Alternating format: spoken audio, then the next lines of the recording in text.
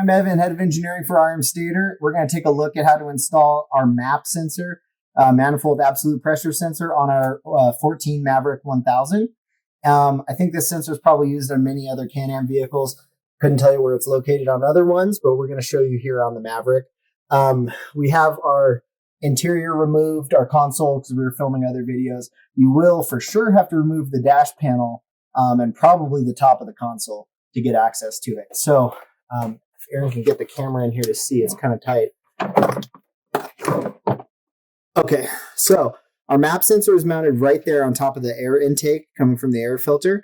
It's mounted with an 8mm bolt, which I've already loosened because I think I'd block the whole thing showing you.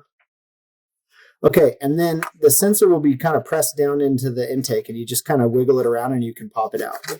Pull the wires out with it. Okay, I already unplugged it as well. This one's original and old, and I had to use a screwdriver to lift the tab on it. So you can just put a screwdriver in there. You can press down back here, but this one's real old plastic and it was real stiff.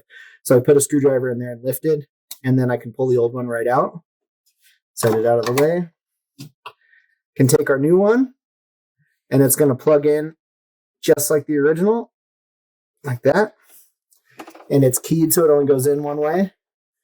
Then I'm going to put it in place, and you kind of need to twist it into place because you can see there's a green O-ring here that makes it seal. So you probably have to twist it a little bit to get it sealed. Take your 8mm bolt, and probably have to move it around a little bit to get it lined up, get your bolt started, tighten it up, and that is it. Very simple process and very easy to change. So hope that helps keep your car going.